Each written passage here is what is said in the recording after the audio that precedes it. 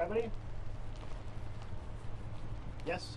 Hi, Senator. A few of you mentioned there is an uphill battle with getting this legislation through. How do you plan to talk about this with your Republican colleagues, and what is the strategy to advance this? You know, the question, if you couldn't hear, was how do we plan to talk about this with our Republican colleagues?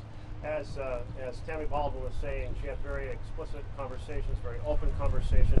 Remember, the Republican Party at one point was founded on the notion of fairness, to fight against discrimination against black Americans, to fight against slavery. And we know when we passed the Employment Non-Discrimination Act in the Senate that we had partners across the aisle who said discrimination is wrong. We passed it with more than 60 votes. We sent it to the House, and it was not brought to the floor, or ENDA might have passed at that point. Now we have this expanded bill. If you can be against discrimination in employment, you can be against discrimination in financial contracts. You can be against discrimination in mortgages, in jury duty. You can be against discrimination in public accommodations and housing.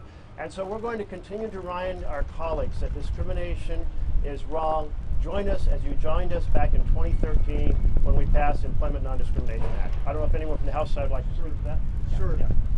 So Senator Baldwin talked about the conversation she had with her Senate Republican colleagues, but I can tell you in the House, when we passed the Respect for Marriage Act in 2022, there was no expectation that we would have, I forget how many it was, Nancy, like 30 or 40 Republicans vote for the bill. We thought we were just putting forward some legislation in response to what Justice Clarence Thomas opined in one of the decisions. The court said he welcomed cases to revisit what he felt were wrongly held decisions. You know, that wasn't really about conversations we had with colleagues. That was about a change that had happened in our country. Those 30 or 40 Republicans that voted with the Democrats in a surprising way, which gave it momentum in the Senate, was Republicans reflecting a change of heart in their districts. And so I say that the work that we need to do is to also, as Speaker Emeritus has always taught me, that public sentiment is everything.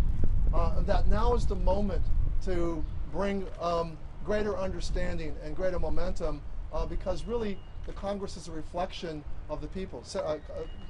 Speaker Emeritus, would you like to comment on this? Well, I'd like to, because we passed it twice in the House, and we were optimistic that there would be something that could be done in the Senate. In keeping with what Senator Merkley said and what distinguished Chairman Takano said about this, we thought corporate America, because they said they were supportive of this, would weigh in on the Senate, respectful of their own employees, high-ranking employees in their corporations. We said, when we were overseas, when we were in Singapore, we said to the people, the businesses that were there, if you want the best, you better be for legislation like this, so that people can freely participate openly. So I do think there's still an opportunity. Well, they're in a little different place right this minute, but there is an opportunity for corporate America to weigh in for their own employees if they want the very best. They will be helpful with the Equality Act. And that is what we anticipated in the House, that they might be true to some of the things they were telling us and act upon those beliefs. Corporate America. Thank you. And I would say, you know, corporate America is part of that public sentiment we're talking about. And I was with the Speaker Emeritus when we spoke to the American Chamber of Commerce in Singapore on that trip to Taiwan. And by the way, Taiwan is the leading nation in Asia for LGBTQI rights, very proudly so.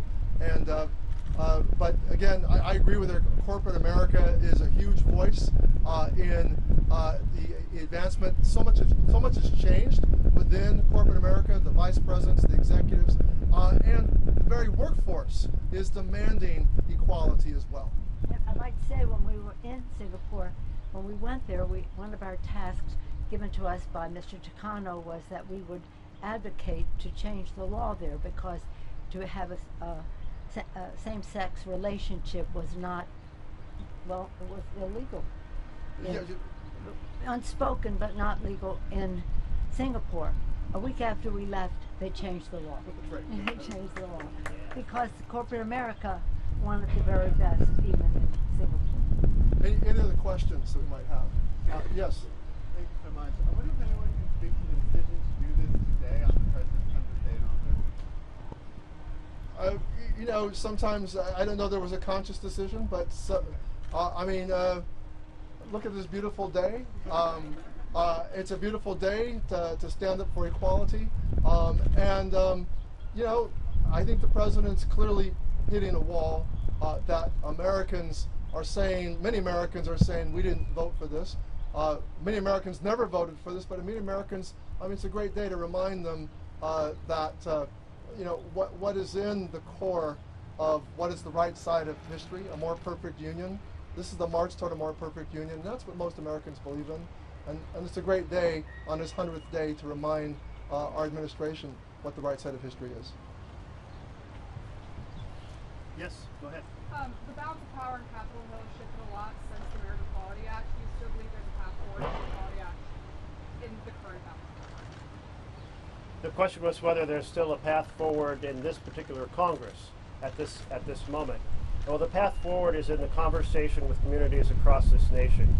My Republican colleagues in the Senate are not planning to put the Equality Act on the floor as the blunt truth, but we're going to continue advancing that conversation. And I think about my daughter, who said to me when I talked to her first about the Employment Non-Discrimination Act and then about the Equality Act, she said, "But Dad, discrimination is already illegal. Why I don't understand." And I think much of America already believes that we put discrimination in our past. We are reminding them that that is not the case. As we heard from the advocates, discrimination is alive and well. Discrimination is being encouraged by some of the leaders in the Republican Party. But we're here to say that that is wrong. And we're going to keep amplifying this conversation inside the halls of Congress with our advocates and communities all across this nation until we pass this bill. And look, on the 100th day of this administration, it's not just about what we're against and what we're opposed. This is what we're for, and this is what most Americans are for, and it's an important marker in the ground, and we need to make sure that all Americans know that we're fighting for what they believe in. I want to thank you all very much and close by saying our advocates back here, can you hold those signs high? Let's pass the Equality Act and restore and end discrimination and restore fairness in America. Thank you all very much.